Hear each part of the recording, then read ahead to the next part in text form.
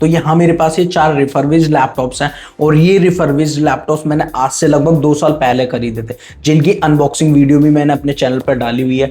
तो ये लैपटॉप्स को मैं तब से कंटिन्यूसली यूज़ कर रहा हूँ, तो वही 2 साल के एक्सपीरियंस को आज मैं इस वीडियो में आप लोगों के साथ शेयर करने वाला हूँ कि ये जो लैपटॉप्स हैं क्या ये मेरे लिए वर्थ इट रहे, क्योंकि ये रिफर्बिश्ड लैपटॉप से रिगार्डिंग आज भी क्वेश्चंस मेरे से बहुत सारे यूट्यूब चैनल पर पूछे जाते हैं। तो वही इस वीडियो हम बात करने वाले हैं। इन लैपटॉप्स में मुझे परचेज से लेके अभी तक कितनी प्रॉब्लम्स आई और कितने लैपटॉप्स में मुझे डिस्प्ले, कीबोर्ड, टच पैड और बैटरी खराब जैसे इशू को फेस करना पड़ा, और जिस पर्पज के लिए मैंने ये लैपटॉप्स खरीदे थे क्या वो मैं इनसे अभी भी कर पा रहा हूँ, और क्या इन लैपटॉप्स की जो परफॉर्मेंस है इन 2 सालों में कम हुई है, और फिर फाइनल कंक्लूजन पर जाएंगे क्या ये जो लैपटॉप्स है मेरे लिए वर्थ इट रहे। तो मैं अपनी रियल ओपिनियन इन लैपटॉप्स के बारे में आप लोगों के साथ शेयर करने वाला हूँ।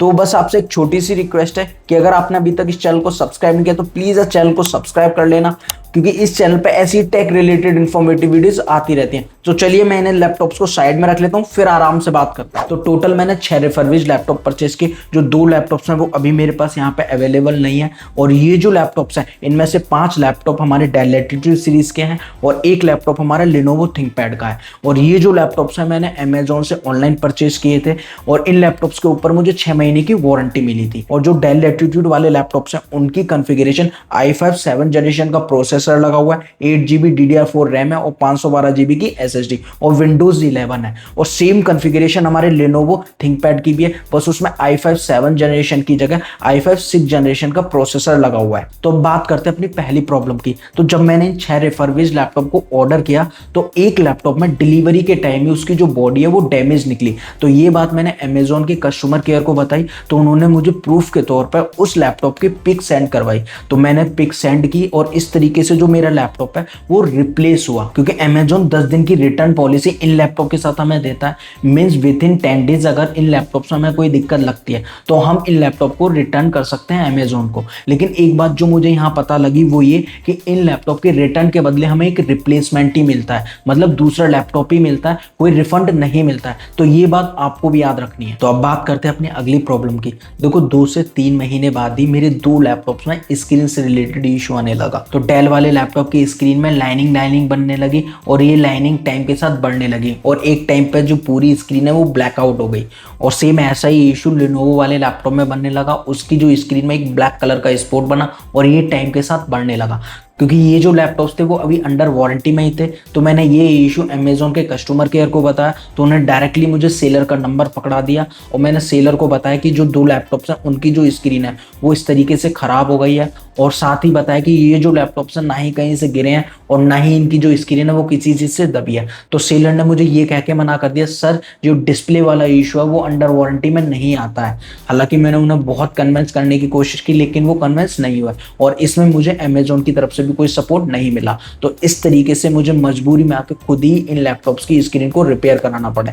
और साथ ही मुझे एक लैपटॉप के कीबोर्ड में भी दिक्कत हुई, उसका जो कीबोर्ड था वो मेल फंक्शनिंग करने लगा, मतलब उसकी जो कीज है वो अपने आप काम करने लगी। तो सेम मैंने कस्टमर केयर को बताया, उन्होंने मुझे डायरेक्टली सेलर का नंबर पकड़ा दिया। सेलर को जब मैंने बताया तो उन्होंने कहा कि सर आप मुझे इस लैपटॉप को कुरियर कर दो हमारे एड्रेस पर, क्योंकि मुझे नहीं पता कि जो लैपटॉप है वो मुझे कब वापस देंगे, कितना उसमें टाइम लगेगा, यहाँ पर मैं उससे ट्रैक भी नहीं कर पाऊंगा। मतलब विद इन वारंटी आपके लैपटॉप में कोई इशू आ जाता है तो आपको खुद ही अपने लैपटॉप को उस सेलर को पार्सल करना पड़ता है, उसमें अमेजोन का कोई भी इन्वॉल्वमेंट नहीं होता। तो ये थोड़ा सा मुझे अनसेफ लगा, इसलिए मैंने लैपटॉप का जो कीबोर्ड था खुद ही रिपेयर कराना बेटर समझा। तो अब बात करते हैं ये जो लैपटॉप्स हैं मैंने जिस काम के लिए लिए थे क्या मैं उनमें वो काम कर पा रहा हूँ। तो देखो आंसर इज हाँ, और ये बात बिल्कुल सच बोल रहा हूँ। देखो ये लैपटॉप्स मैंने MS ऑफिस जैसे कि वर्ड, एक्सेल, पावर पॉइंट को यूज़ करने के लिए, इंटरनेट ब्राउजिंग के लिए, यूट्यूब के लिए, बेसिक वीडियो फोटो एडिटिंग के लिए, और जो डे टू डे में हम बेसिक पर्पज़ के लिए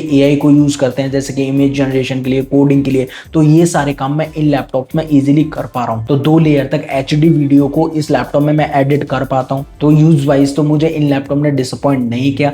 तो आंसर इज अगेन हाँ, ये जो लैपटॉप थे मैंने जिस काम के लिए परचेज किए थे वो मैं आज भी इन लैपटॉप्स में इजीली कर पा रहा हूँ। तो अब बात करते हैं क्या इन 2 सालों में जो लैपटॉप्स की इसकी जो परफॉर्मेंस है कम हुई है, तो आंसर इज एब्सोल्युटली नहीं। देखो यार, इन लैपटॉप की जो कॉन्फ़िगरेशन है, मतलब 512 GB की SSD लगी हुई है, 8 GB DDR4 रैम है और i5 7 जनरेशन का प्रोसेसर है। तो इस हिसाब की जो कॉन्फ़िगरेशन है, इसके हिसाब से जो परफॉर्मेंस है ना लैपटॉप की, वो बिल्कुल आज भी वैसी है जैसे कि पहले दिन थी। तो मैंने आपको पहले ही बताया कि इन लैपटॉप्स को मैं कंटिन्यूसली 2 साल से यूज़ कर रहा हूँ, तो इस ड्यूरेशन में ना ही इसमें कोई विंडो करप्ट जैसी प्रॉब्लम आई है और ना ही बीसोड जैसी, जो यूजुअली रैम वगैरह की वजह से आती है। तो बेसिक से मीडियम लेवल तक के टास्क जो मैंने आपको बताए, वैसे ही काम मैं आज भी इस लैपटॉप में कर पा रहा हूँ जैसे पहले करता था। तो अब बात करते हैं एक फाइनल कंक्लूजन की, क्या ये जो लैपटॉप्स हैं वो मेरे लिए वर्थ इट रहे। देखो 6 लैपटॉप्स में से मुझे 3 लैपटॉप में मेजर इशू फेस करना पड़ा, 2 में डिस्प्ले का और 1 में कीबोर्ड का, जिसकी रिपेयरिंग कॉस्ट मुझे 5 से 6 हज़ार रुपए आई, जो मुझे खुद बेयर करनी पड़ी। इसके अलावा इन लैपटॉप्स में बाकी कोई दिक्कत नहीं हुई, ना कीबोर्ड की, ना टच पैड की, ना रैम की, और जो बैटरी हेल्थ है वो पहले 2.5 घंटे बैकअप देती थी और आज 2 घंटे, और इतना ही आप एक रिफर्बिश लैपटॉप से एक्सपेक्ट कर सकते हो। और जो परफॉर्मेंस भाई, जैसे मैंने आपको बताया, कोई दिक्कत नहीं हुई, और जो काम मैं पहले इन लैपटॉप्स में करता था वो आज भी बहुत अच्छे से इन लैपटॉप्स में कर पा रहा हूँ। तो इसलिए ये जो लैपटॉप्स हैं वो मेरे लिए यार वर्थ इट रहे। तो अब बात करते हैं, क्या आपको एक रिफर्बिश लैपटॉप लेना चाहिए।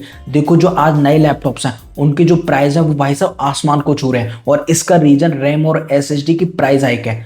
मतलब जो लैपटॉप बेसिक काम के लिए 30 से 35 हज़ार का आता था, आज उसके प्राइस 50 से 55 हज़ार रुपए हो रखे हैं। तो ऐसे में अगर आप एक नए लैपटॉप को अफोर्ड नहीं कर पा रहे हो, और जो आपका यूज़ है वो बेसिक से लोअर मीडियम तक का है जैसा कि मैंने आपको बताया, तो आप एक रिफर्बिश लैपटॉप की तरफ जा सकते हो। लेकिन आपको रिफर्बिश लैपटॉप परचेस करने से पहले कुछ बातों का ध्यान रखना, जिसको मैं एक अलग वीडियो में कवर करने वाला हूँ, इसलिए चैनल को जरूर से सब्सक्राइब कर लेना।